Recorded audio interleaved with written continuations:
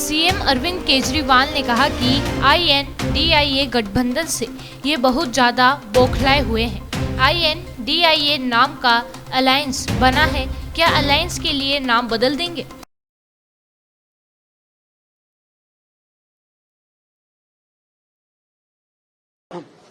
जैसा मैंने बताया, इसके पहले 400 बसेस चल रही थी, 400 और आज आ गई तो 800 बसेस हो गई हैं। इस साल 2023 के अंत तक हमारे पास उम्मीद है कि 1900 इलेक्ट्रिक बसेस सड़कों पे आ जाएंगी। 800 बसेस के साथ दिल्ली देश का सब शहर हो गया सबसे ज्यादा बसों वाला, और 1900 बसेस आने के बाद दुनिया के चुनिंदा शहरों में, मैं ये नहीं कहूंगा कि दुनिया के में सबसे ज्यादा होंगी, पर दुनिया के उन चुनिंदा शहरों में दिल्ली का नाम आएगा जहां पे काफी इलेक्ट्रिक बसेस चलती हैं। और 1900 बसेस आने के बाद हर साल हम 1.07 lakh tonne of carbon dioxide बचा पाएंगे। जैसा मैं पहले कई बार बोल चुका हूं कि 2025 तक का हमारा लक्ष्य है। दिसंबर 2025 तक टोटल दिल्ली की सड़कों पे 10,480 बसें होंगी, जिसमें से 80% बसेस 8,280 बसेस इलेक्ट्रिक बसेस होंगे। ये एक बहुत एम्बिशियस टारगेट है और ये किसी भी क्रांति से कम नहीं है कि आज हम 2023 में बैठे हैं। लगभग 2.25 साल के बाद हमारे पास 8,280 इलेक्ट्रिक बसेस होंगी, और जो कि 80% ऑफ द फ्लीट जो है वो, जबकि अभी 800 बसें हैं, 800 से 8,000 10 टाइम्स बसें हम 2.5 साल के अंदर 2.25 साल में ले जाएंगे। ये बसें जीरो पोल्यूशन करती हैं। एक सिंगल चार्ज पे 225 किलोमीटर चलती है बस। एक बार अगर चार्ज हो जाए तो लगभग पूरा दिन उसका काम चल जाता है।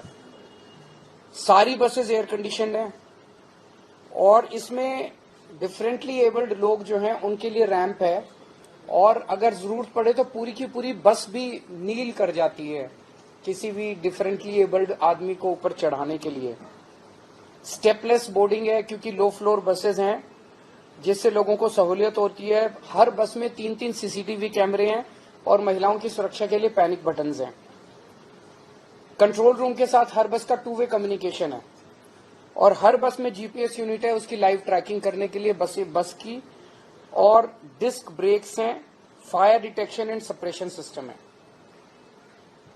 आज की डेट में टोटल अभी बसें आई हैं, लेकिन कई बसेस जो हैं वो अपनी उनकी लाइफ पूरी हो गई थी, वो रिटायर भी हो गई हैं। आज की डेट में टोटल 7,135 बसें बची हैं दिल्ली में, जिसमें से 800 ई बसेस हैं और 6,335 जो हैं वो CNG की बसेस हैं। इसके थोड़े से फाइनेंशियल्स के बारे में बता देता हूं, काफी कंफ्यूजन चल रहा था। 921 बसें हमें केंद्र सरकार की 921 बसों पे सब्सिडी मिल रही है। हर बस पे 45 लाख रुपए की लगभग हमें सब्सिडी मिलेगी, और 921 बसों पे मिला के 417 करोड़ रुपए की सब्सिडी मिलेगी। हर बस की लाइफ जो है वो 12 साल है, तो टोटल खर्चा इन 921 बसों पे टोटल खर्चा 4,091 करोड़, लगभग 4100 करोड़ का खर्चा आएगा, जिसमें से 417 करोड़ रुपए केंद्र सरकार से मिलेंगे। 10% केंद्र सरकार से मिलेंगे, बाकी 90% जो है वो दिल्ली सरकार खर्च करेगी। तो 8,200 बसों का जो हमारा टारगेट है, उसमें से 900 ये और 300 बसें पहले, 1,200 बसें हमें केंद्र सरकार की सब्सिडी से मिलेगी, और बाकी सारी बसेस हम अपने पैसे से लाएंगे।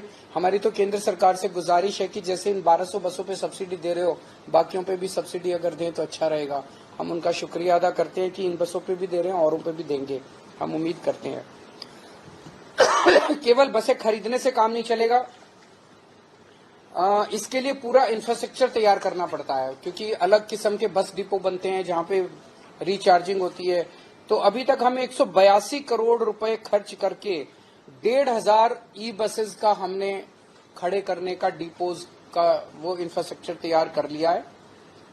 ये जो आज 400 ई बसेज आई हैं ये टाटा मोटर्स की हैं और ये मायापुरी, नेहरू प्लेस, रोहिणी 1, रोहिणी 2 और बंदा बहादुर मार्ग डिपो से चलेंगी।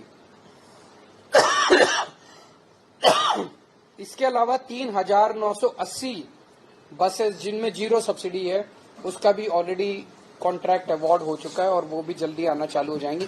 तो एक तरह से दिल्ली के अंदर इलेक्ट्रिक बसेस में कन्वर्जन की एक तरह से क्रांतिकारी कदम उठाए जा रहे हैं और 2 साल के अंदर हम दुनिया के नक्शे पे होंगे जहां सबसे ज्यादा बसें दिल्ली के अंदर होंगी। अगर इस पे आपके कोई प्रश्न है तो सर, आपने कहा कि अभी केंद्र सरकार ने 10 बजे को बीजेपी का कहना है कि ज्यादातर केंद्र सरकार दे रही है और आप लोग इसका श्रेय ले पा रहे हैं। सारा श्रेय उन्हीं को और सारी मेहनत हमारी, सारा, मैं तो हमेशा कहता हूँ सारा श्रेय उन्हीं का। सर, एक और इम्पोर्टेंट सवाल है, इंडिया और भारत को लेकर कहा जा रहा है कि जो स्पेशल सेशन है उसमें प्रस्ताव लाया जाएगा, इंडिया का नाम बदलकर भारत किया जाएगा और कुछ निमंत्रण भी राष्ट्रपति की तरफ से में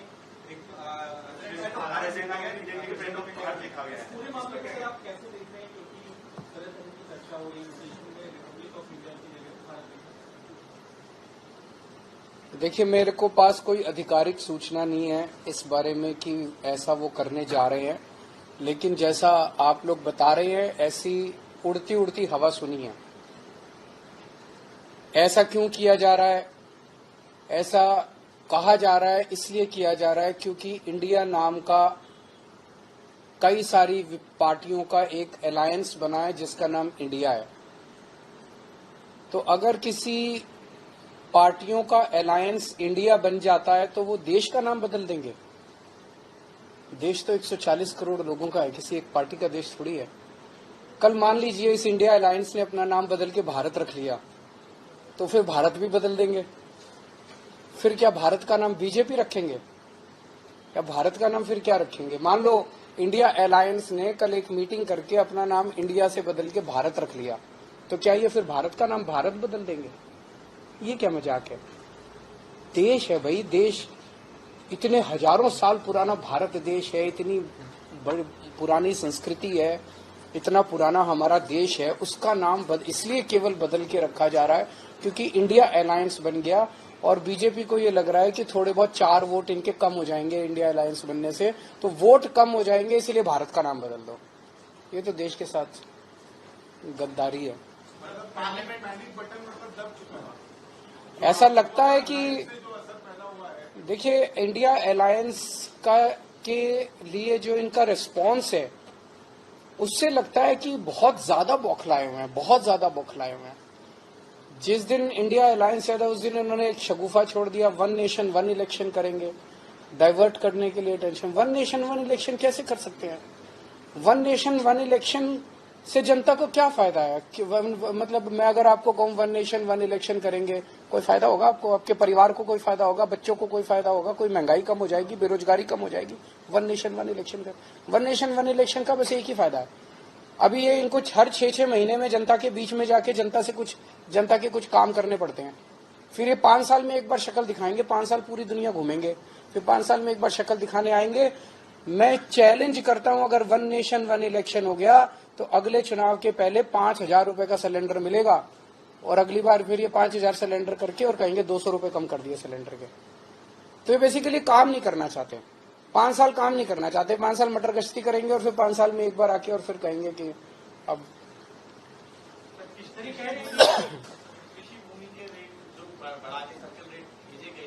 उसमें एलजी साहब ने कुछ क्वेरीज लगा के भेजी हैं, जो भी उनकी क्वेरीज हैं हम उनका जवाब दे देंगे। सर, बसेस का मुद्दे पे बात कर रहे थे, एक बहुत महत्वाकांक्षी योजना है मोहल्ला बसेस की, जिसके ऊपर काफी जो ये को हटाने की वजह से जो आपकी योजनाओं पर असर पड़ा है उसमें वो भी शामिल है।